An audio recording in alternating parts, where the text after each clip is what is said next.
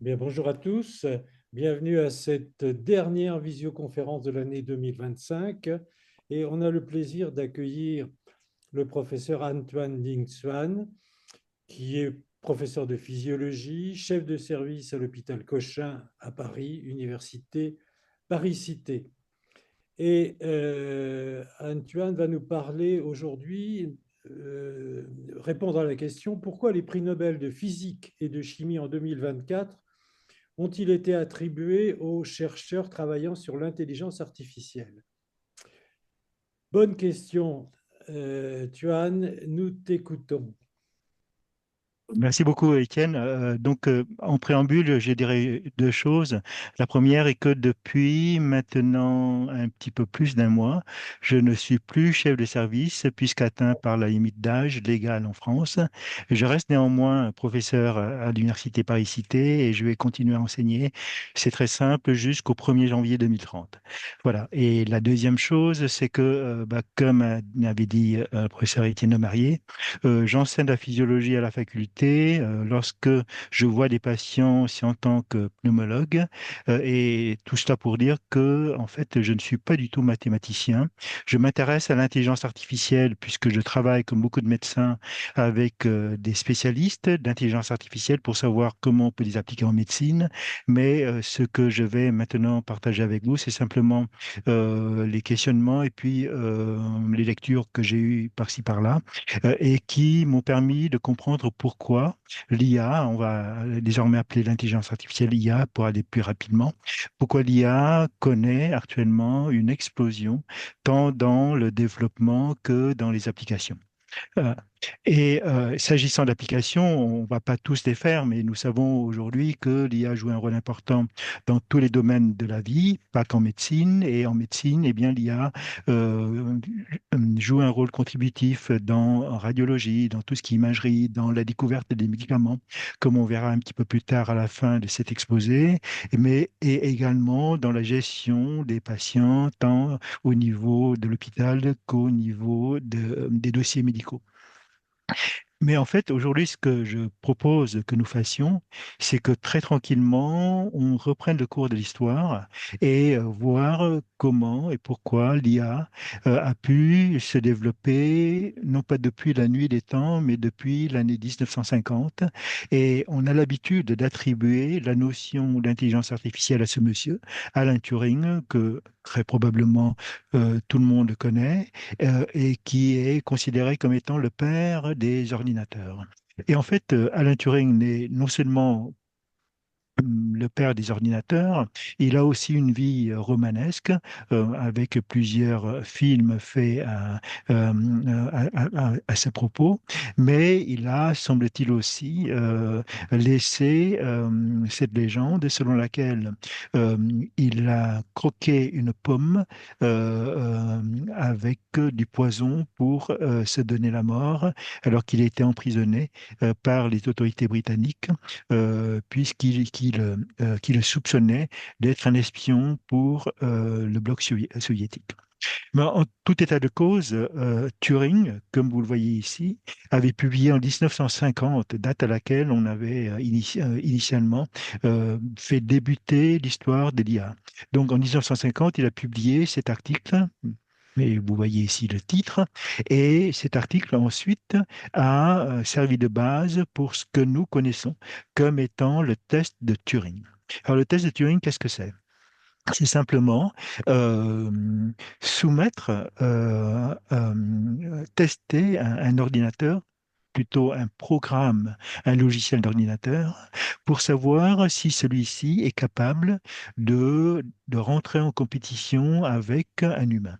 Alors ici, vous voyez, il y a l'examinateur qui va poser une série de questions et à cette série de questions, d'un côté, vous avez un candidat humain, de l'autre côté, vous avez un ordinateur et ces questions doivent être répondues par l'humain et l'ordinateur. Alors, au début du test, semble-t-il, l'humain avait très souvent la bonne réponse alors que l'ordinateur se trompait fréquemment. Jusqu'au jour où, avec l'amélioration des logiciels, l'ordinateur va rattraper l'humain et puis un jour même où l'examinateur qui ne connaît pas l'origine des réponses apportées, ne pouvait plus distinguer la réponse venant d'un être humain de celle venant d'un ordinateur. Et à partir de ce jour-là, il concluait que l'ordinateur peut faire aussi bien que l'humain et que si on regarde simplement la nature et l'exactitude des réponses, on était incapable de distinguer la machine de l'humain et c'est pour cela qu'il l'avait appelé cette capacité une intelligence. De fait, hein, on reviendra sur ce point, ce n'est pas forcément une intelligence, c'est simplement une capacité de fournir une réponse, une intelligence artificielle. Le mot artificiel doit être compris comme étant quelque chose de non humain. Voilà, donc ça c'est une histoire que probablement beaucoup d'entre vous connaissent et que je me permets de rappeler simplement ici.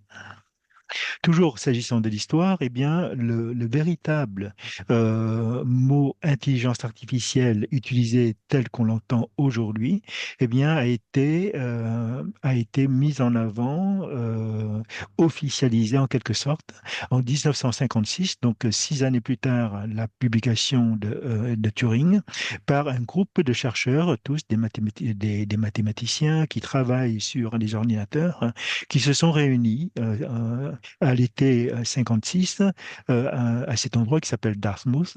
Et ensuite, ils ont sorti eh bien, cet opus, cet ouvrage parlant clairement d'intelligence artificielle. Donc, Turing, c'est 1950. L'introduction officielle du terme intelligence artificielle pour désigner ce dont on parle aujourd'hui, c'est 6 années plus tard.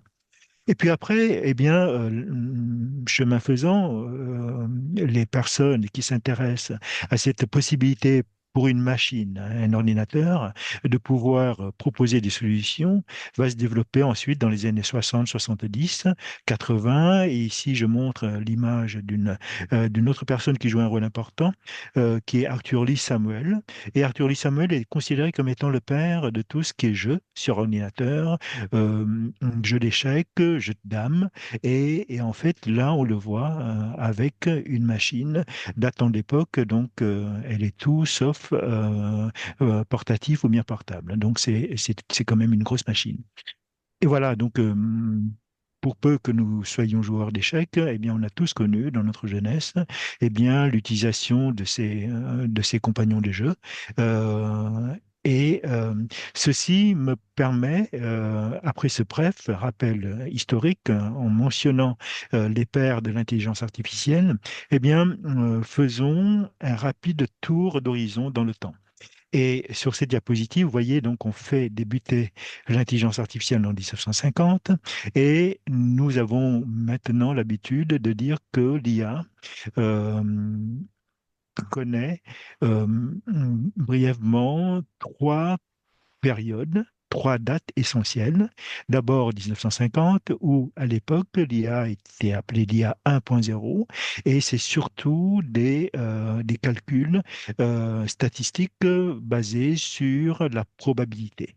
Ah, et en fait, tout ça pour dire que nous faisons tous de l'IA depuis fort longtemps, pour peu que l'on manie des outils statistiques. Voilà ce que nous apprenons, que nous appelons maintenant un apprentissage supervisé. Qu'est-ce que c'est? C'est simplement de voir s'il existe une relation entre telle caractéristique avec telle autre donnée. Donc, par exemple, ici, je vais vous commenter la partie droite de la courbe. Si on regarde l'expression d'un gène quelconque et si on essaye de relier cette expression génétique avec notamment la survie, on arrive à faire une corrélation, tracer une courbe de corrélation. Et donc, à partir de cela, si on identifie le niveau d'expression de ce gène-ci chez une personne que l'on ne connaît pas du tout, eh bien, on arrivera à anticiper, à deviner quelle serait sa survie, simplement en reportant le niveau d'expression de cette gène sur cette courbe de corrélation. Voilà. Donc ça, on apprend ça, un apprentissage supervisé, supervisé par qui? Eh bien, par les humains. Ensuite, nous avons toujours dans cet apprentissage, mais cette fois-ci non supervisé. Alors, juste un mot, puisque nous sommes dans un espace francophone, donc je parle d'apprentissage, mais c'est un terme que toutes les personnes travaillant sur l'IA utilisent un mot qui est la machine learning. Un machine learning ici, c'est simplement un apprentissage supervisé, donc calcul statistique. Non supervisé, c'est que ici, il suffit de donner à la machine certaines caractéristiques. Par exemple ici, en disant que bah, si vous avez un animal avec des oreilles, eh bien, vous les classerez plutôt comme ceci. Donc, ça peut être soit une souris, Mickey Mouse, soit un lapin, donc Bugs Bunny, ou bien des animaux avec des palmes, eh bien, vous les classerez comme ceci, soit des canards, soit, voilà, ils sont tous des canards. Donc, avec ça, une machine euh, à laquelle on donnerait certaines instructions pour peu que celles-ci soient précises, pourrait par elle-même classer des données sans qu'il y ait forcément une supervision humaine. Et avec ça, eh bien, une machine désormais pourrait essayer de qualifier, de donner un qualificatif à une image qu'on va lui présenter et à répondre à une question. Alors ici, la question, c'est que avec cette image-là, est-ce que c'est un chat? Et puis ensuite, la machine va essayer de faire des analyses vraiment très ponctuelles sur certaines caractéristiques de cette image et puis venir aboutir à une conclusion en disant que c'est un chat ou ça n'est pas un chat, sachant que la conclusion proposée par la machine n'est rien d'autre qu'une probabilité et la machine proposera toujours la solution qui correspondrait à la probabilité la plus grande. Donc, vous voyez, jusqu'à maintenant, tout ce dont je parle, c'est encore du calcul statistique ou bien probabiliste, reposé sur les calculs, la probabilité et les statistiques. Alors, vous auriez remarqué que sur cette image, eh bien, entre 1950 et 2011, date à laquelle les spécialistes s'accordent pour dire que survient le deuxième type d'intelligence, un deuxième niveau de développement de l'IA, qu'on appelle l'IA 2.0, encore l'apprentissage profond, eh bien, il a fallu attendre plus d'un demi-siècle, en fait, 61 ans exactement. Donc, c'est relativement long. Et vous voyez qu'entre 2011 et puis maintenant, en fait, la prochaine étape, c'est 2018. Donc, entre 2011 et 2018, et en 2018, qu'avons-nous? Eh bien, nous avons le calcul avec ce qu'on appelle des foundation models. Et en fait, c'est ça qui servira de base à ce que tout le monde connaît aujourd'hui comme étant l'intelligence artificielle générative, dont le premier et le plus probablement le plus populaire des modèles, c'est ChatGPT. Mais ChatGPT n'étant plus le seul maintenant, eh bien, il n'y a que 6 ans. Et c'est pour cela que j'ai voulu vous parler aujourd'hui de ce qui fait véritablement la révolution de l'intelligence artificielle, à savoir l'approche de cette façon de voir les choses par ce mécanisme que l'on appelle l'apprentissage profond ou bien le deep learning, comme tout le monde l'appelle. Alors, là aussi, c'est une autre façon de représenter l'intelligence artificielle et je pense que beaucoup d'entre vous connaissent. euh, la- Lorsqu'on parle d'intelligence artificielle, il y a plusieurs types d'intelligence artificielle. Il y a le type le plus archaïque, celui utilisé par Turing et puis les autres, basé sur des calculs statistiques. Et ça englobe eh bien, à la fois l'apprentissage automatique ou bien machine learning, qui commence à être développé dans les années 80, et aussi l'apprentissage profond qui commence à être développé uniquement que depuis une quinzaine d'années, 2011 très exactement. Et là, je fais apparaître l'apprentissage, enfin l'intelligence artificielle générative avec ChatGPT ou bien d'autres modèles. Et ça, c'est 2018. Mais que, en fait, tout ça, ce sont des domaines de plus en plus spécialisés. D'aucuns diront diront performants de l'intelligence artificielle. Voilà, mais tout ça, c'est de l'intelligence artificielle. Donc, plus on approche d'aujourd'hui, plus on parlera des applications sophistiquées, parfois performants, mais aussi parfois même assez effrayants. Et ça nous permettra de réfléchir ce que je conclurai cet exposé pour savoir si l'intelligence artificielle sera utile ou bien pourra-t-il être maléfique. Mais ça, on le verra un petit peu plus tard. Revenons à l'intelligence artificielle dite l'apprentissage profond ou bien encore le deep learning. Alors pourquoi profond? Ben, tout simplement parce que les auteurs qui ont commencé à travailler là-dessus et donc qui ont ensuite donné le prix Nobel en 2024, eh bien, se sont basés sur le fonctionnement neuronal, donc sur notre système nerveux central avec tous ces neurones interconnectés et finalement ils se disent que bah, l'être humain ou bien un être vivant, quel qu'il soit, euh, dès lors que cet être-là est capable de, par le biais de la plasticité neuronale, de corriger les erreurs, d'affiner les connexions entre neurones afin d'améliorer sa performance. C'est ce que nous faisons tous lorsqu'on était enfant, qu'on apprenait à marcher. Eh bien, c'est en titubant et c'est en tombant et c'est en se relevant que on va dire que bah, si on mettait tel membre devant, si on sait contracter tel muscle et relâcher tel autre, et c'est comme ça qu'on peut d'abord se tenir debout et ensuite marcher et ensuite courir. Eh bien, tout ça est basé sur le fonctionnement des réseaux neuronaux et en apprenant de nos erreurs. Et ça, c'est quelque chose que nous utilisons, ne serait-ce que dans le fonctionnement locomoteur, hein, même jusqu'à maintenant. Alors, il paraît que des professeurs de médecine jouent au golf. Je ne suis pas un golfeur, peut-être qu'Étienne l'est, on peut l'utiliser pour apprendre à jouer au golf, ou bien si on est un petit peu plus jeune et un petit peu plus sportif, pour surfer. Eh bien, tout ça se base sur la capacité d'apprentissage par les neurones interconnectés entre eux dans des réseaux neuronaux, et ceci va nous permettre aussi bien d'améliorer une performance physique que d'améliorer une performance intellectuelle, ne serait-ce que le raisonnement ou bien la mémoire. Et c'est comme ça que nos neurones fonctionnent. Et c'est comme cela que ces deux chercheurs, John Hopfield et Geoffrey Hinton, qui sont deux physiciens, se sont basés pour bâtir ce que eux appellent eh bien, un, un réseau de neurones artificiels.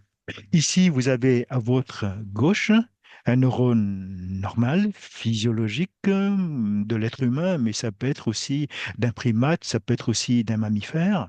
Et vous savez sans doute, mais je me permets de vous le rappeler, eh bien, un neurone est capable de se connecter avec jusqu'à 100 000 autres neurones.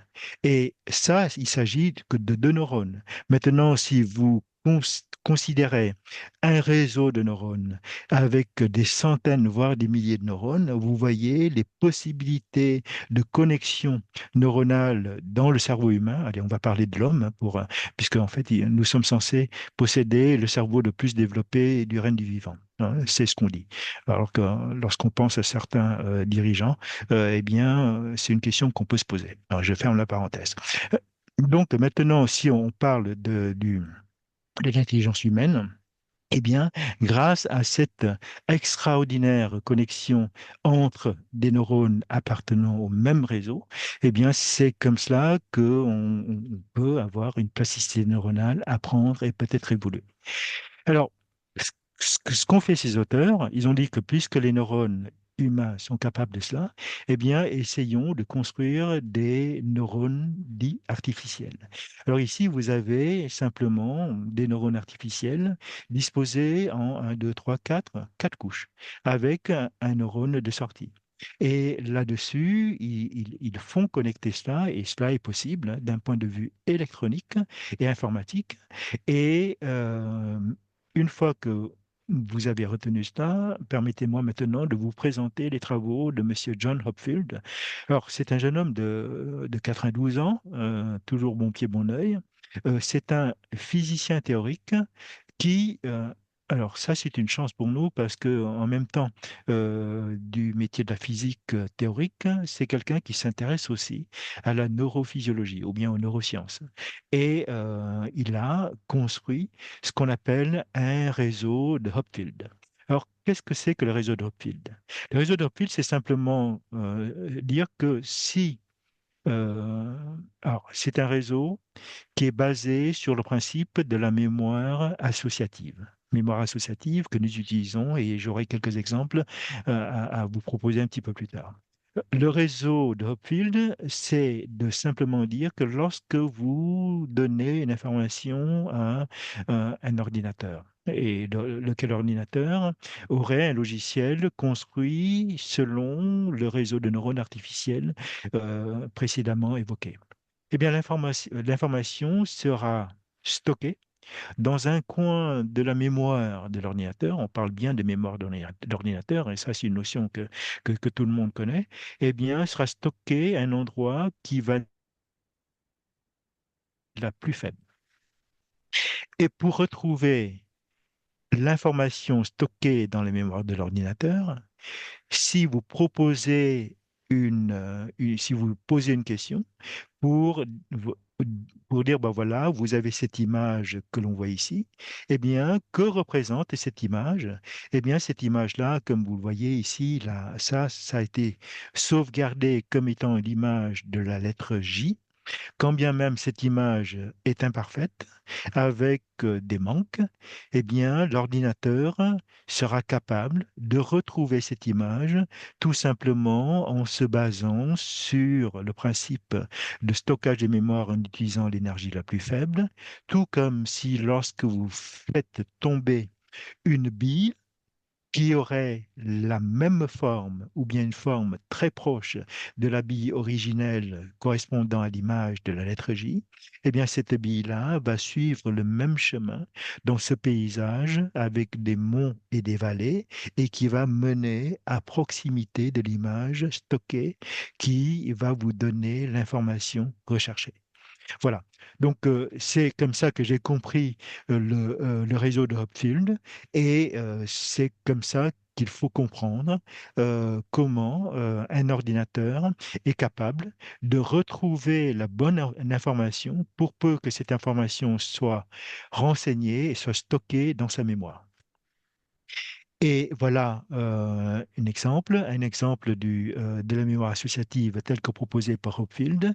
Voici l'image imparfaite et avec les réseaux qu'on appelle le réseau de Hopfield, on va pouvoir retrouver la bonne image, c'est-à-dire la bonne solution. Et vous l'avez compris, avec ça, eh bien, les machines peuvent faire une lecture automatique. Et beaucoup maintenant, si vous allez sur YouTube, il y a beaucoup de chaînes YouTube qui proposent la lecture des romans. Et en fait, ce n'est pas une personne qui lit, c'est simplement une machine capable de reconnaître eh bien, les caractères.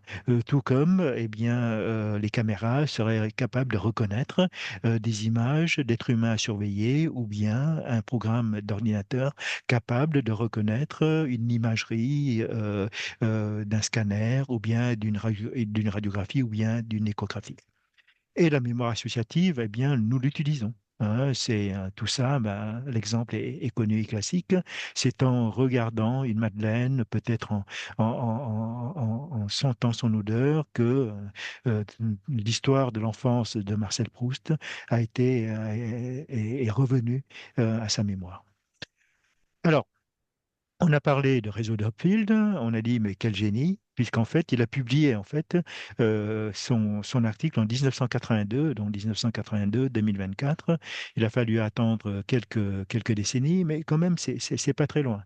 Mais en fait, ce que peu de gens savent, c'est que Hopfield s'est inspiré des gens qui ont prédécédé ses travaux, et notamment par ces deux chercheurs, donc Warren Sturgis McAuliffe et Harry Pitch. Alors, ils n'ont pas le même âge, hein, mais ils se sont intéressés à la même chose. Et en fait, c'était eux les véritables pères de la notion de réseau de neurones artificiels. Et là encore, ce sont des personnes qui se sont intéressées à la neurophysiologie en disant que si l'être humain est capable de mémoire, eh bien, pourquoi un ordinateur ne le serait-il pas? Et ce sont eux qui ont commencé à imaginer, à construire des machines avec ces réseaux de neurones artificiels. Et ensuite, eh bien, Hopfield les a enrichis, sophistiqués avec son réseau. Voilà, donc ça, c'est un réseau de neurones artificiels tel que proposé en 1942 par les deux chercheurs. Et puis voilà un neurone humain ou bien d'un mammifère. Alors, que peut-on dire? On peut dire qu'en fait, avec, avec Turing et puis d'autres, eh bien, nous savons qu'une machine, un ordinateur, est capable de faire des calculs statistiques et de proposer des solutions, là aussi basées sur la probabilité la plus grande pour que la solution soit la bonne. Mais c'est simplement un calcul statistique basé sur une probabilité. Qu'apporte Hopfield dans ce contexte? Donc, on est passé de l'IA 1.0 à l'IA 2.0, qui est l'apprentissage automatique, hein, le machine learning, comme on le dit en bon français. Et Hopfield a introduit la notion d'apprentissage profond. Et en fait, cette notion d'apprentissage profond est basée sur cette mémoire associative. Et en fait, il dit que non seulement les ordinateurs sont capables de faire des calculs à une vitesse extraordinairement grande, mais que surtout, eh bien, les ordinateurs sont capables de mémorisation, de se rappeler. Et ça, c'est quelque chose de tout à fait nouveau. Hein, parce que jusqu'alors, nous avons tous utilisé des ordinateurs, ne serait-ce que la machine à calculer. Ce n'est rien d'autre qu'un ordinateur capable de proposer des solutions. Eh bien, Hopfield dit non seulement c'est des statistiques programmées, mais elle peut se rappeler des notions complexes. Et alors ensuite, eh bien, qu'apporte Geoffrey Hinton, qui est le deuxième physicien, un petit peu plus jeune que Hopfield, et qui a été récompensé la même année, c'est-à-dire l'année dernière. Alors en fait, Geoffrey Hinton s'est basé sur les calculs de Hopfield et il a inventé, ou bien il a théorisé ce que nous appelons, enfin ce qu'ils appellent la machine de Boltzmann.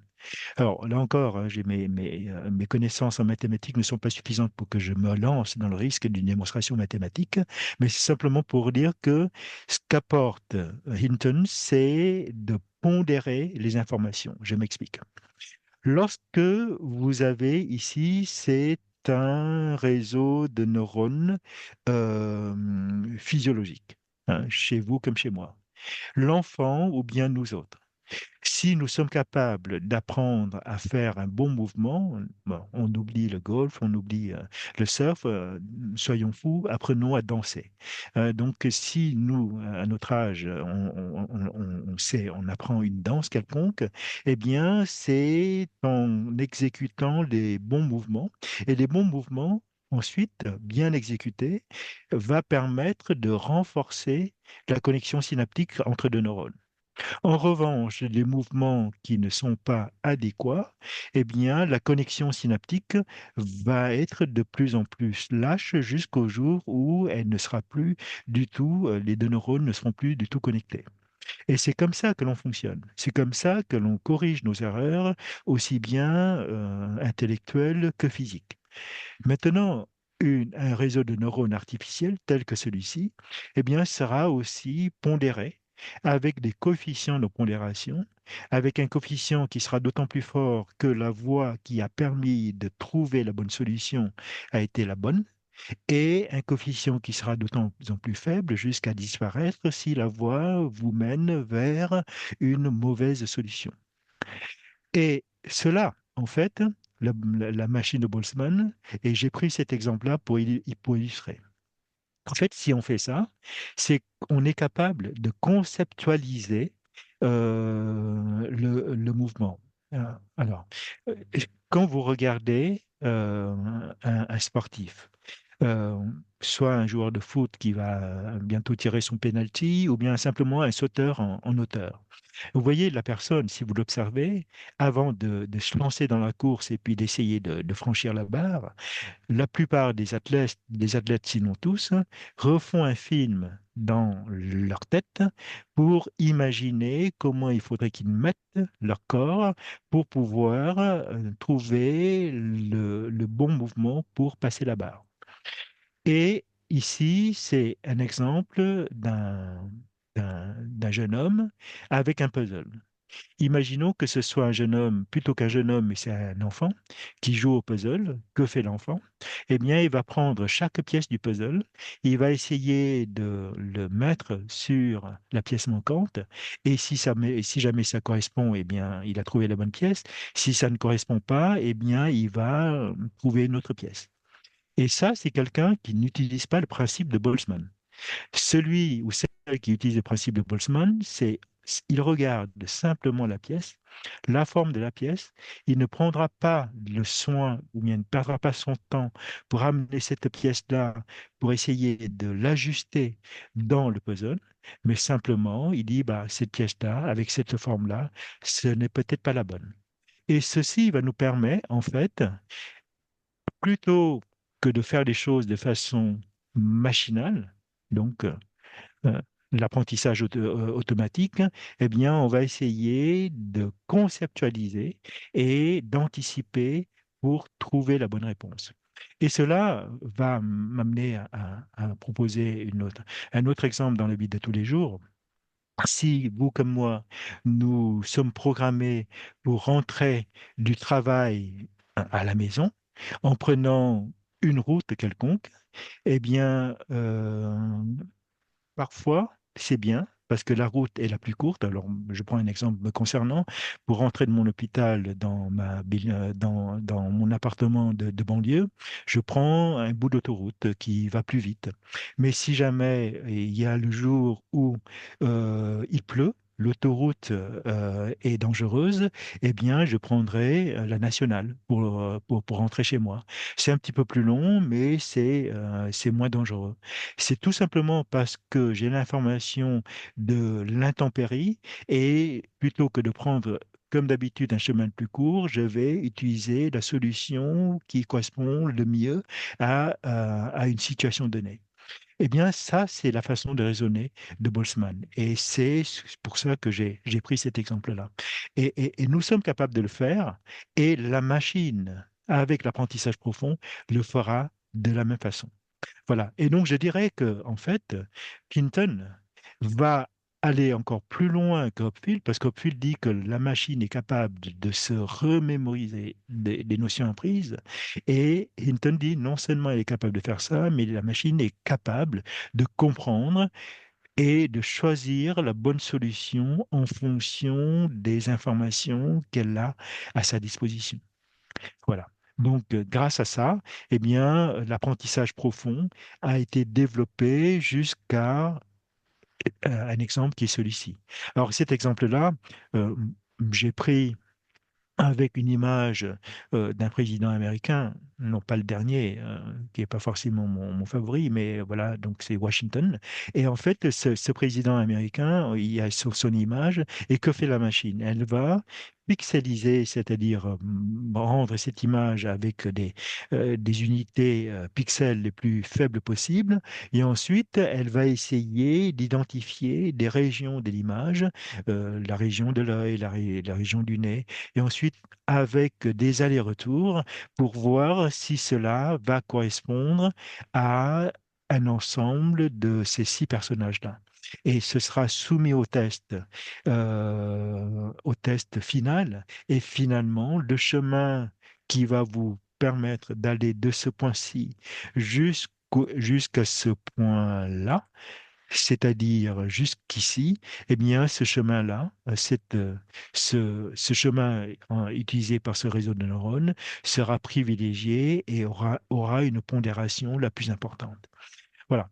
Donc ça, c'est basé sur l'apprentissage profond, sur des réseaux de neurones artificiels qui ont été mis en avant, donc conceptualisés et ensuite développés par Hopfield et par Hinton. Tous les deux ont été récompensés par le prix Nobel de physique, puisque tous les deux sont des physiciens et qui se sont intéressés à la médecine. Alors, justement, parlant de physique, hein, je fais juste un petit aparté pour simplement dire que lorsqu'on parle de tout cela et lorsqu'on fait débuter l'intelligence artificielle en 1950 avec Alan Turing, eh bien, on a déjà vu qu'en 1942, d'autres personnes se sont intéressées au réseau de neurones artificiels, mais on a aussi oublié que celui qui, le premier ou bien l'un des premiers, à dire que finalement, la vie, dont le vivant, le monde du vivant, est finalement relativement assez proche du monde de la physique, et cette personne-là n'est d'autre que Schrödinger. Schrödinger, tout le monde le connaît comme physicien, avec son histoire de l'onde et de la probabilité, mais en fait, il a aussi dit ceci. Il a dit que il existe des phénomènes du vivant qui peuvent être interprétés à la lumière des lois fondamentales de la physique et des modèles mathématiques. Et il a clairement écrit noir sur blanc je pense que c'est un ouvrage qui s'appelle Qu'est-ce la vie? Donc What is Life? Et en fait, ce sont les travaux de Schrödinger qui ont inspiré le fameux tandem Watson et Crick, qui, comme tout le monde sait, sont les découvreurs de la molécule d'ADN. Et en fait, ils se sont basés sur cette phrase-là de Schrödinger.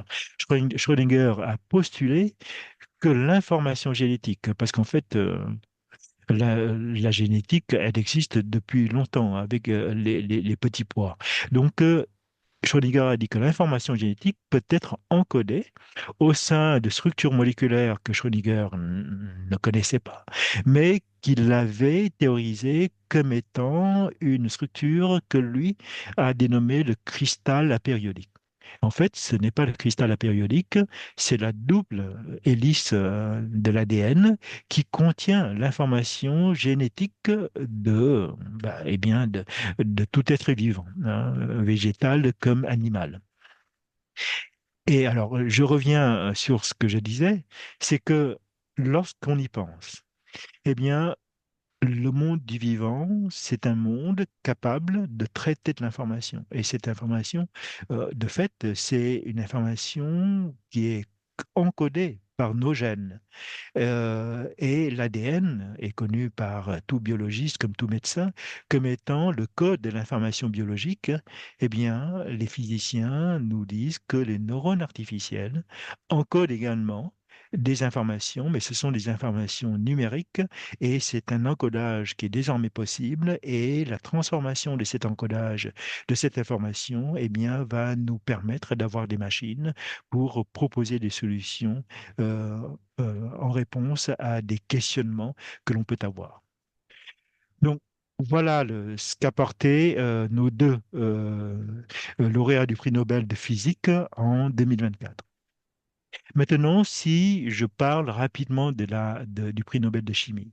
Et en fait, vous allez voir qu'en fait, ce prix Nobel de chimie dérive des connaissances de l'apprentissage profond et puis aussi de l'apprentissage génératif ou bien de l'intelligence artificielle générative. Donc voilà les trois lauréats du prix Nobel. Et en fait, qu'ont-ils permis de faire? Eh bien, ils ont permis la synthèse des molécules thérapeutiques ou pas, et je reviendrai sur ce point, sur d'autres types de molécules, des molécules chimiques, dans aussi bien le traitement des maladies s'agissant des molécules thérapeutiques que dans la vie de tous les jours. Alors, très rapidement, je pense que le monde de la biologie et de la médecine est familière pour la plupart, sinon toutes les personnes qui sont connectées. Je dirais que si vous prenez une protéine, et nous savons que la protéine est constituée de chaînes d'acides aminés. Eh bien, c'est la séquence des acides aminés qui détermine ce qu'on appelle la séquence primaire d'une protéine. Et que cette séquence primaire est elle-même déterminée par la séquence des acides nucléiques qui sont contenus dans la molécule d'ADN, ensuite transcrits en ARN messager, etc. Mais le fait d'avoir une séquence primaire avec une succession d'acides aminés est certes nécessaire, mais pas suffisante, parce que en fonction du repliement de cet acide aminé pour déterminer ce qu'on appelle la séquence secondaire, ensuite la séquence tertiaire et enfin la séquence quaternaire, qui va déterminer la structure tridimensionnelle d'une protéine ou bien d'une enzyme, qui est une protéine, et donc sa fonction. En fait, il y a une relation très étroite entre la structure et la fonction des protéines. Et voilà un exemple pour vous illustrer cela.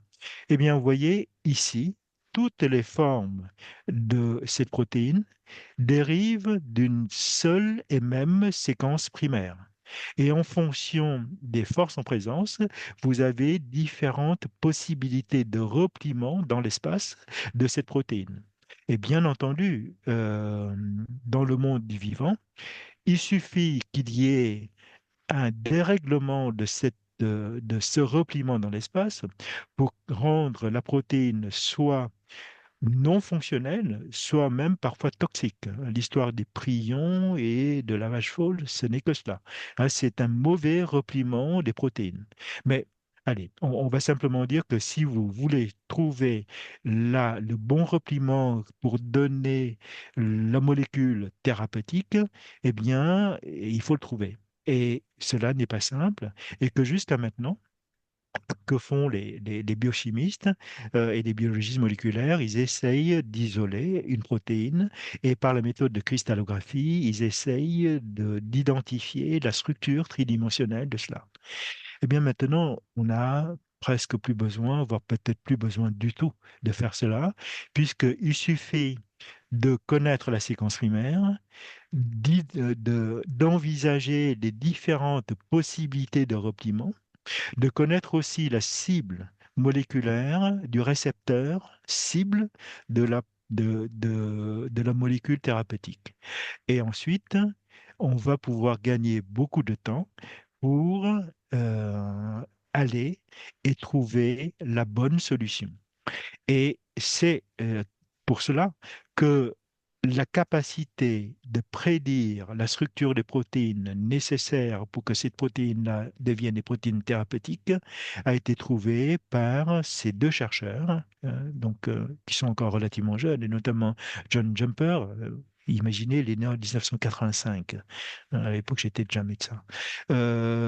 Et grâce à cela, eh bien, en d'autres termes, si on avait connu cela, non seulement on peut avancer beaucoup plus vite, mais on aurait pu aussi éviter des drames tels qu'on peut voir avec l'histoire triste du thalidomide. Donc, vous vous rappelez sans doute, le thalidomide, c'est une molécule qui a des propriétés thérapeutiques, hein. Donc, soit on le prenait soit en tant que sédatif, soit en tant qu'anti-inflammatoire, mais qu'en fait, la structure du thalidomide telle que observée ici peut basculer entre deux énantiomères. Il y a un énantiomère qu'on appelle énantiomère R, qui est thérapeutique, alors que l'autre est tératogène. Et c'est ce qu'on voit ici.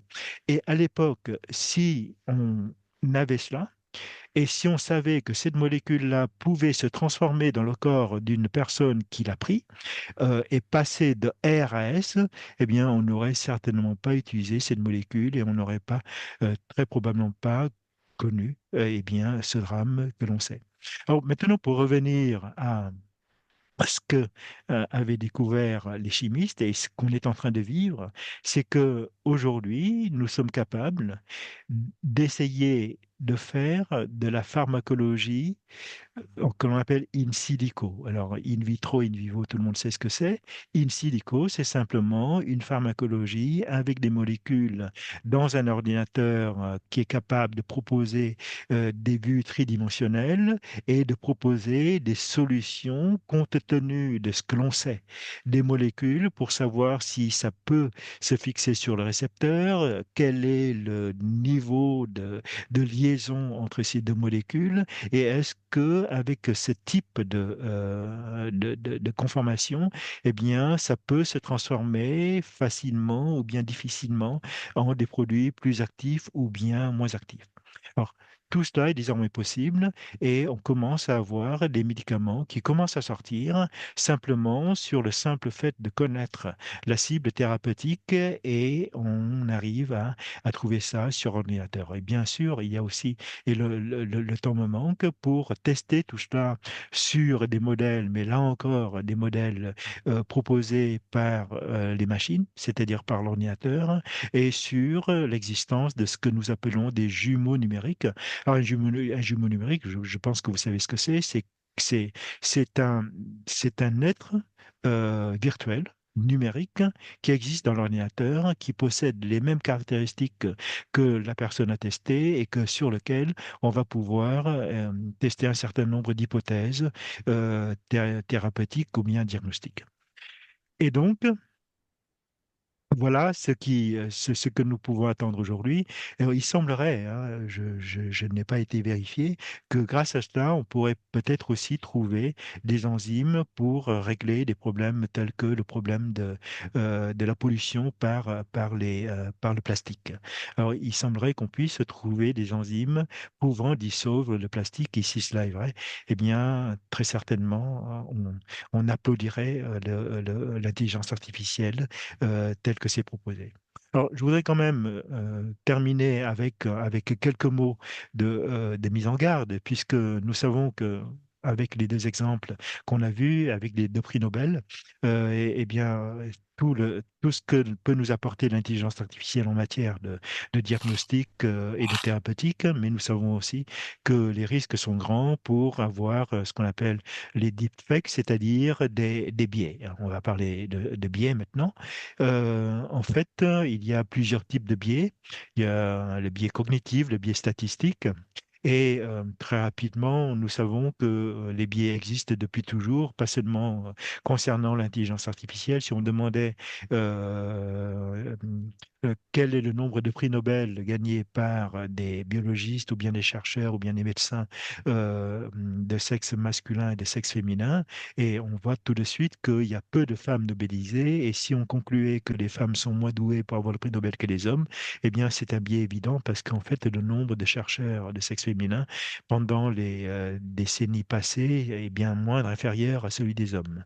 Et en même temps, nous savons aussi qu'il y a un risque qui est non négligeable, qui est le risque d'hallucination. Alors, là ici, une BD que tout le monde connaît, avec le capitaine Haddock qui prenait Tintin pour une bouteille de champagne. Ça, c'est une hallucination.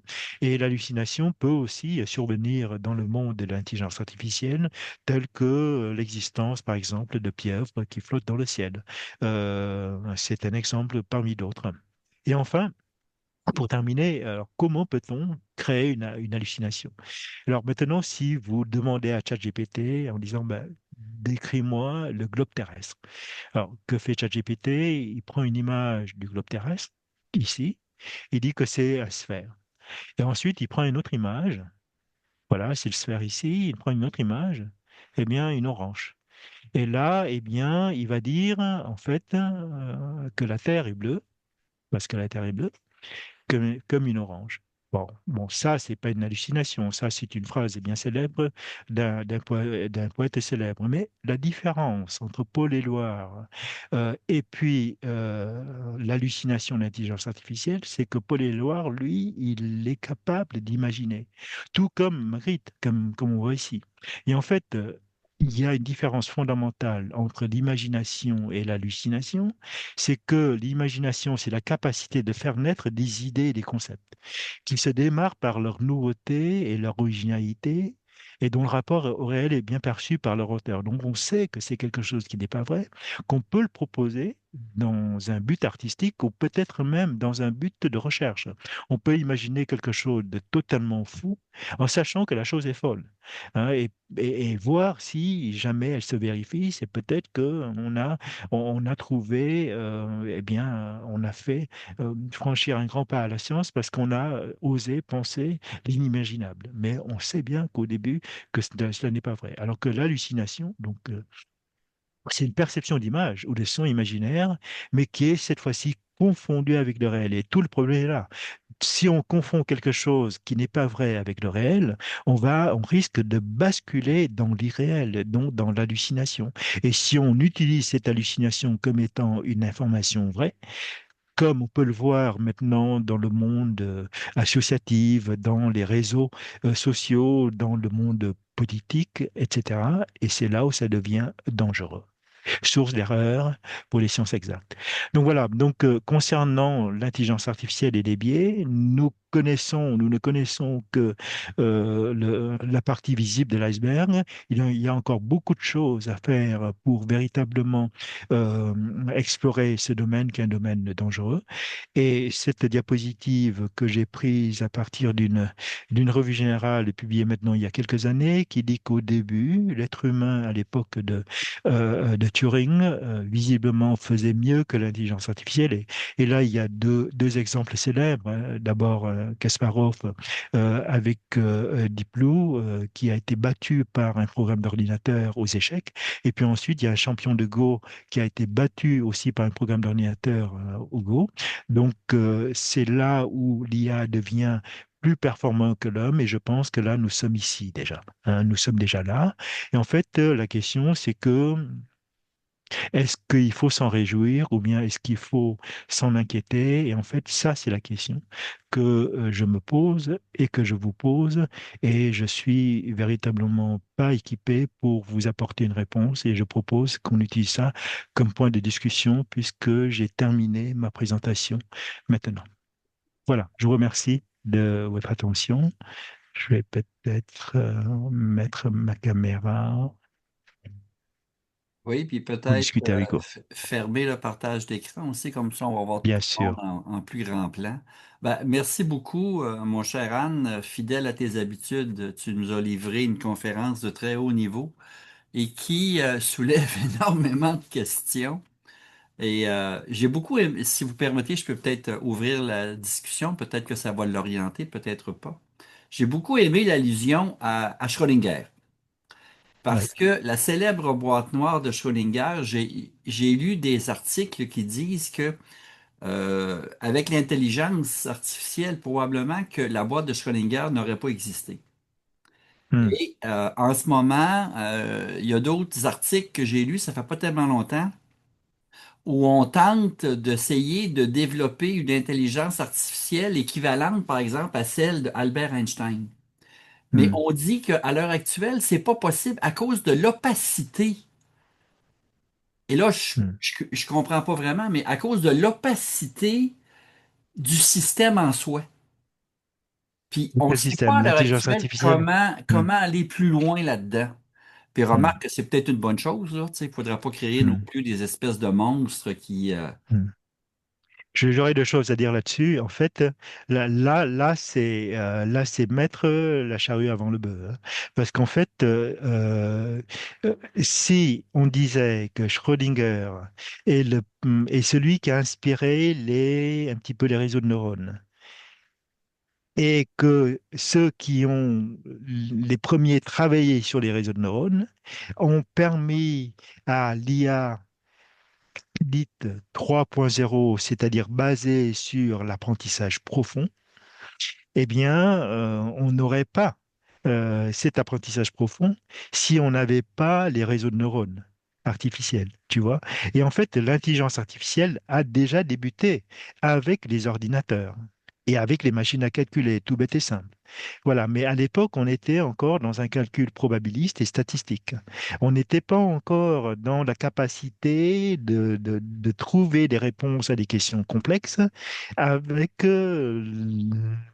la, la pondération des réseaux de neurones artificiels, on ne faisait pas du tout cela. Et on serait encore resté à l'ère des ordinateurs. Et bien, les ordinateurs, nous, on les a utilisés depuis longtemps. Hein, et puis même les machines, des jeux d'échecs contre lesquels on joue, eh bien, qu'est-ce que c'est? Ben, c'est simplement des ordinateurs. Et Deep Blue, c'est un très gros ordinateur, très très gros, hein, qui tournait avec beaucoup de données. Voilà, mais ça reste un travail statistique. Voilà. Et donc ça, je pense que... Alors maintenant, la deuxième chose, c'est que si on dit que l'intelligence artificielle est basée sur le principe du fonctionnement de notre système nerveux central. Et, et je vais vous dire, en fait, le système nerveux central quel qu'il soit, est quelque chose d'extraordinairement complexe. Et que loin sera le temps où on pourra tout connaître, tout prévoir concernant le fonctionnement neuronal, ou bien le fonctionnement cérébral d'un être vivant. Je ne parle même pas de l'homme, d'un être vivant. Hein, parce que c'est plastique, parce que ça varie avec le temps.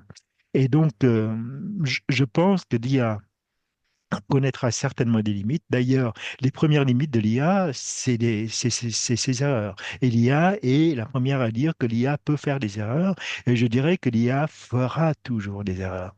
Maintenant, la question, c'est que est-ce qu'on est capable d'anticiper ces erreurs, de ne pas donner toutes les clés à l'IA pour qu'un jour, si jamais erreur il y a, l'homme puisse le savoir et puisse stopper cette erreur. Un dernier commentaire, après ça, je laisse la parole aux autres. Ben, en fait, si je résume un petit peu ce que tu viens de dire, c'est que jusqu'à preuve du contraire, l'IA fonctionne toujours à partir de données qu'elle possède. C'est-à-dire que C'est ça. elle fait des liens à partir de choses qu'elle a en banque. Mais ce qu'elle n'a pas en banque, elle ne peut pas faire de lien, puis elle ne peut pas le générer, ce que le cerveau, lui, est capable de faire. C'est ça. En fait, l'IA peut, je dirais que Étienne l'IA n'est pas peut d'accord avec ça. générer. Non, je pense que l'IA peut générer, si on part sur un réseau de neurones. On est d'accord qu'en fait, le réseau de neurones, avec toutes les connexions possibles et imaginables, l'IA peut en fait proposer une solution avec les neurones artificiels préexistants. On est d'accord. Mais l'IA ne peut pas faire, ne peut pas utiliser des informations qu'on ne lui a pas au préalable données. Voilà. D'accord. Je passe la parole à Monsieur Jean-Paul, s'il vous plaît. Activez votre micro, par exemple. Allez-y, la parole est à vous. Merci beaucoup pour la présentation très riche et tout le parcours historique qui nous a vraiment mis dans le fait de la chose. Moi, ma question, elle porte sur les avancées actuelles, puisque le Mm, lien a été fait entre l'intelligence artificielle et les connexions neuronales. mm, Je me demande quelle est la situation par rapport à ce que j'appellerais le goût, la langue, mais oui, aussi oui. l'odorat, le nez, parce que pour Mm, l'instant, on a l'impression que l'IA a raflé tous les prix mm, en termes de voix, mm, images, texte. mm. Est-ce qu'il y a des avancées en ce qui concerne l'odorat, par exemple, ou le toucher? L- l- hmm. L'avancée viendra. Je m'explique. En fait, le toucher, ça commence. Il suffit d'avoir euh, des capteurs sensitifs à la pression pour que le robot, parce que là, en fait, on n'est pas en train de parler robotique, hein, puisque le robot puisse sentir, et en fait, ça existe déjà hein, avec comment dire, les aspirateurs robots qui tournent dans la maison, et puis lorsqu'ils touchent quelque chose, ils s'en va ailleurs. Donc ça, c'est déjà possible. Hein. Bon, ça reste encore très, comment dire, c'est pas sophistiqué du tout, mais ça existe. Maintenant, pour revenir à votre question, c'est que pour qu'il y ait goût ou odorat, vous le savez sans doute, ça repose sur les molécules chimiques. Et donc, si vous en médecine, il y a ce qu'on appelle le nez artificiel. Nous avons des machines capables de capter l'air expiré d'un patient et d'analyser des multitudes de molécules qu'on appelle des molécules organiques volatiles. Et à partir de cette analyse, ces machines-là, ces nez artificiels, ils appellent ça des nez électroniques. Ces nez électroniques vont dire tel patient a un cancer, tel patient a un asthme. Ça existe déjà. Vous voyez? Maintenant aussi, et donc on appelle ça la breath chromics, c'est-à-dire le mic concernant l'air expiré. Donc maintenant, si vous équipez et si vous instruisez, parce que tout est une histoire d'apprendre aux machines, avec telle ou telle machine, avec telle ou telle odeur, eh bien, la machine va dire, eh bien, ça va, c'est une rose, c'est une chambre qui sent bon, c'est une chambre qui sent mauvais. C'est possible, mais ça va coûter un petit peu d'argent. Donc, c'est pour ça qu'on ne le fait pas. Et concernant le goût, pareil, hein, le goût, c'est des molécules chimiques, mais c'est basé sur des récepteurs qui sont des récepteurs que sont nos papilles, alors que l'odorat, ce sont des récepteurs qui sont à la base de nos cils, de nos cellules ciliaires du nez. Voilà. Donc ça arrivera, mais là encore, c'est une histoire d'instruction. La parole est à vous. Étienne, je suis certain que tu as un commentaire. Oui, j'en ai même deux. Le premier, c'est ce problème d'apprentissage profond. Ça me fait penser, depuis plusieurs années, j'ai suivi au printemps au Collège de France les conférences de Stanislas Dehaene Oui. pendant 5-6 conférences sur la psychologie cognitive. C'est-à-dire que lui, il fait de la psychologie cognitive avec euh, des images au PET scan, etc. Hmm. Et fort heureusement, dans son équipe, il y a des gens de toutes disciplines, des philosophes, des gens de toutes. Je pense par exemple à des linguistes comme Chomsky et autres avec qui il travaille. Et je me souviens qu'il y a ne serait-ce que 3-4 ans, il disait, mais euh, la psychologie cognitive n'a rien à voir avec l'intelligence artificielle. Et il nous posait quelques exemples. On dit, voilà, un problème que je pose à l'intelligence artificielle, 2 plus 4 moins 2, enfin je dis n'importe quoi, mais c'était un peu ça, il n'est pas capable de me donner une réponse cohérente. Donc, alors qu'un cerveau d'un enfant de 4 ou 5 ans est capable de faire l'opération. Euh, eh ben, il a complètement changé d'optique aujourd'hui. C'est-à-dire que aujourd'hui, il travaille avec des informaticiens qui lui montrent. D'abord, ce sont les informaticiens qui sont venus le voir en lui disant, écoute, tu travailles avec tu nous montres que les neurones interviennent par couches, mais nous, c'est ce qu'on cherche à faire et on voudrait savoir comment ça fonctionne pour le mettre dans nos ordinateurs. Puis après, ils sont revenus et disaient, ben, on l'a mis dans nos ordinateurs, voilà l'hypothèse que ça te permet de développer aujourd'hui en psychologie cognitive. Donc la limite entre les deux n'existe plus comme avant. Il n'y a pas C'est une ça. antinomie entre les deux abords. Ça, je trouve ça passionnant. Passionnant. Ben, c'est ça qui a Ouais, justifié le prix Nobel de physique, hein, Étienne. Donc, ce que tu viens de décrire là, c'est exactement cela. C'est exactement ce qu'ont fait Hopfield et puis Hinton. c'est passionnant. Alors l'autre point, quand tu parlais dans une de tes dernières diapositives sur l'imagination et Hmm. l'hallucination, Hmm. alors j'ai eu du mal à comprendre la différence entre les deux. Je m'explique. Oui, Euh, je vais te dire, en fait, c'est simple, hein. C'est que quand tu es un poète, oui, quand tu es un artiste, tu peux avoir une imagination débordante et plus elle est débordante, mieux c'est. Hein, Dali, etc. Maintenant, la différence entre l'artiste et celui qui prend des champignons, c'est que celui qui champignon confond ce qu'il voit avec la réalité. Celui qui hallucine confond ce qu'il voit avec la réalité. Hein, c'est pour ça que dans la BD ou Capitaine Haddock qui a confondu Tintin avec la bouteille de champagne, je ne sais pas si vous êtes tintanophile, moi je le suis, je me rappelle très bien Haddock se précipitait sur Tintin, essayant de l'étrangler et de le décapiter parce que la tête de Tintin correspondait au bouchon de la bouteille de champagne. Voilà, donc ça, c'est une confusion entre la réalité et puis l'imagination. Et toutes les personnes qui ont imaginé Magritte ou bien autres, ou bien Éluard, ils savaient que ça n'existe pas, hein. Une terre qui est bleue comme une orange, non. Non, voilà. oui, oui, confère le dernier livre de Gérald Bronner sur Au-delà du réel. Hmm. La différence entre les deux n'est plus aussi claire que ça parce que le rapport au réel pose problème aujourd'hui. Bah oui, oui, mais depuis toujours, en fait. Depuis toujours. Les philosophes le savent bien. Monsieur Monsieur Flora? Flora, ouvrez votre micro, s'il vous plaît. Ouais, bah, j'attendais de. En fait, ce que vous avez décrit, ça pose deux questions, en fait.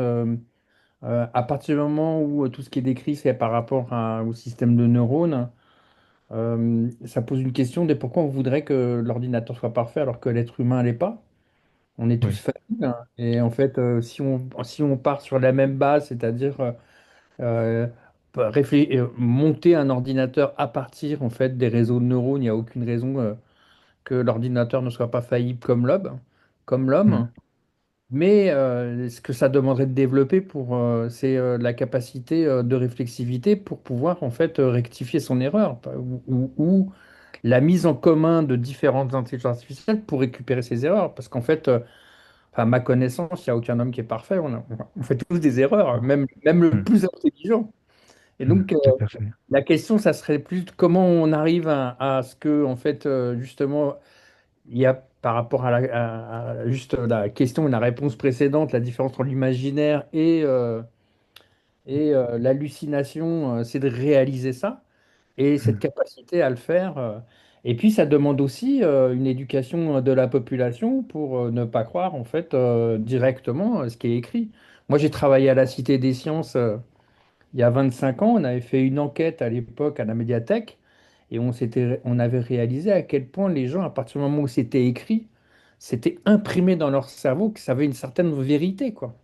D'où le Hmm. problème avec l'amplification des fausses informations qui sont divulguées de tout ordre, hein. Sachant Hmm. qu'aujourd'hui, la plupart, une partie de plus en plus importante de tous les jours de la population croit plus aux images qu'aux textes, quoi. En soi, quoi. Oui, tout à fait. En fait, moi, je pense que, alors, on va essayer de commencer par les choses simples. Je pense que vis-à-vis d'un ordinateur, ne serait-ce qu'une machine à calculer, ou bien une intelligence artificielle pour utiliser un mot à la mode, c'est simplement de pouvoir se reposer sur quelque chose qui n'est pas fatigable, contrairement à l'humain. On est d'accord que la machine, comme l'homme, peut faire des erreurs. Mais la machine n'est pas fatigable et elle peut être très rapide. Il suffit qu'elle soit dotée de puissance informatique. Donc, rapidité et l'absence de fatigabilité. Maintenant, ce que propose la machine, ce n'est qu'une solution. Et que la solution peut parfois être la bonne, peut parfois être pas mal, mais peut aussi être source d'erreur. Et en fait, ça nous amène à deux choses. La première, c'est que, et ça c'est la grande crainte actuellement, c'est que si on confie à des machines de plus en plus puissantes, qui est capable de proposer des solutions en un espace de temps qui est plus rapide qu'un battement de cils, donc très rapide, et concernant des choses importantes, est-ce que un jour la machine ne ferait pas une erreur que l'homme n'aurait pas encore eu le temps de détecter et de stopper.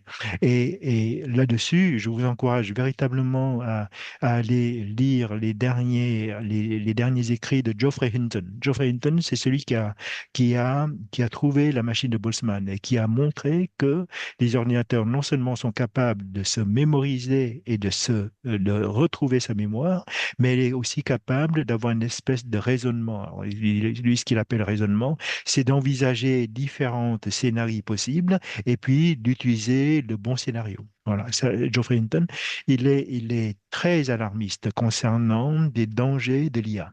Voilà, donc sans aller jusqu'à Geoffrey Hinton, là maintenant il y a une autre discussion que l'on entend de plus en plus souvent, notamment pour nos plus jeunes, en disant qu'avec ChatGPT, les plus jeunes, ou bien les enfants, les ados, n'apprennent plus à réfléchir puisqu'il suffit qu'ils posent une question pour que ChatGPT, eh bien, propose une solution toute faite. Et dans le monde qui nous intéresse, c'est-à-dire le monde de la publication, dans lequel je suis encore un petit peu impliqué, eh bien, ça c'est pour Étienne. En fait, on a eu une réunion récemment au niveau de l'ERJ parce qu'on est inondé de papiers provenant de la Chine. Les auteurs chinois ont accès à des données. Ils écrivent un prompt, c'est-à-dire une question, en disant, bon voilà, telle question m'intéresse, eh bien, trouve-moi, et je te donne des données, je te donne à la machine des données, tu les fais mouliner, tu me trouves les résultats et tu me donnes la conclusion. Et donc ça, c'est des solutions toutes faites. Parfois, elles sont pas mal, mais d'autres fois, ça peut être source d'erreur, et donc ça peut créer une hallucination. Et en fait, dans le monde de la littérature, très certainement, ça pollue l'espace de publication. Et on est confronté à cela.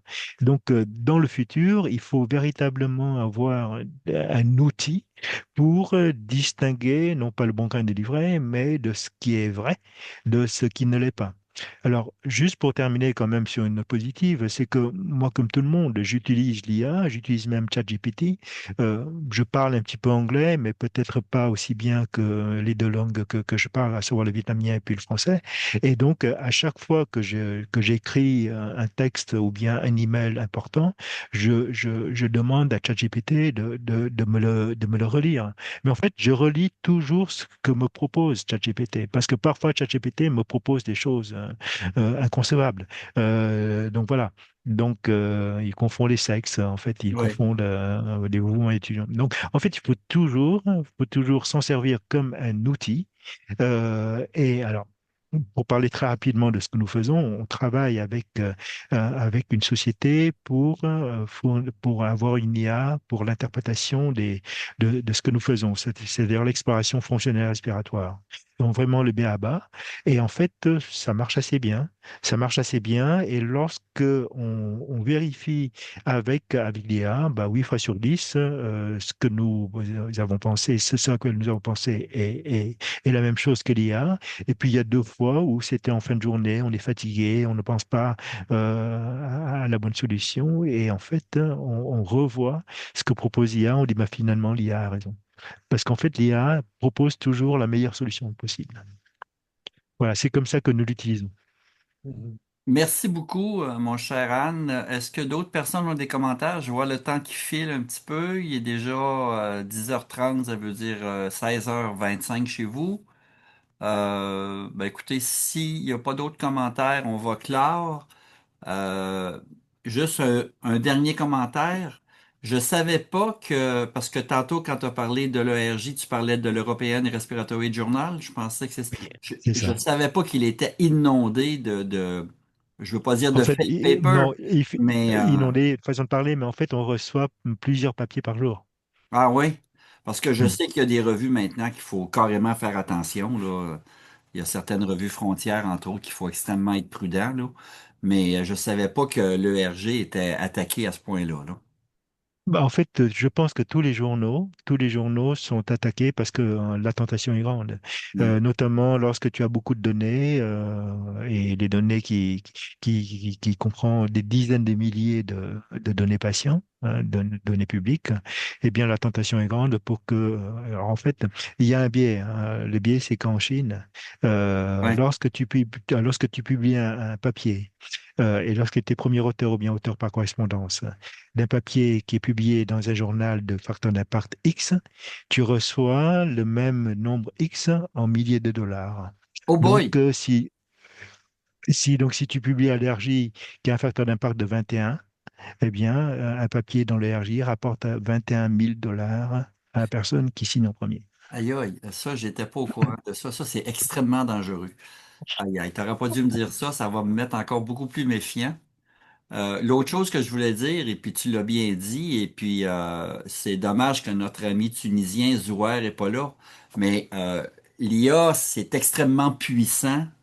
À l'heure actuelle, il faut que tu lui donnes de bonnes balises, tu lui dises où chercher, comment chercher, avec des questions très précises. Et Hmm. effectivement, dans ces cas-là, il se trompe rarement. Et Zouaire, Oui, qui est c'est notre ça. ami tunisien, a développé un algorithme pour les fibroses interstitielles pulmonaires. Et c'est un Oui, outil, comme tu disais tantôt, ce qui va prendre 2 jours à l'être humain va prendre un clin d'œil à l'IA pour te sortir la positivité ou l'absence de diagnostic probable. Écoutez, sur ces quelques mots, j'aimerais vous annoncer nos prochaines conférences. D'abord, vous souhaiter à tous un joyeux Noël. pour 2026 de la santé. Revenez-nous après les fêtes en santé. Et dès le 8 janvier, nous débutons l'année en force avec Charles Bollen, que vous connaissez tous, qui est le président sortant du RIFRES, parce que le RIFRES a un nouveau président depuis quelques jours. Et donc, Charles Bollen, qui est le président fondateur aussi du RIFRES, va nous parler de rénovons nos systèmes de santé, la responsabilité sociale, une culture et une stratégie. Et donc, il va nous parler de sa vision de la responsabilité sociale. Au 15 janvier, nous parlons avec Mathieu Barlet, qui est responsable de projet au département de la prospection, veille et montage de projets, mais de grands projets à l'AUF. Et on l'a invité parce que le GRISOF a été invité à collaborer avec l'AUF et d'autres partenaires dans un projet. Et si M. Barlet, qui est un spécialiste des très grands projets, n'avait pas été là, croyez-moi, je suis pas certain qu'on serait arrivé au bout de nos peines. Et donc, nous lui avons demandé de venir nous parler de comment monter un projet multicentrique et multipays. Et ça prend vraiment, il faut vraiment connaître la patente parce que c'est vraiment compliqué. Et finalement, on va terminer le mois de janvier avec Madame Corinne Auger, qui est professeure en génétique moléculaire et biotechnologie. Elle est à Tours, à l'université François Rabelais de Tours. Et Madame Auger va nous parler de l'épigénétique dans la tête. Je fais juste un petit rappel parce qu'aujourd'hui, on a eu... je vais cesser l'enregistrement avant de vous faire ce petit rappel-là.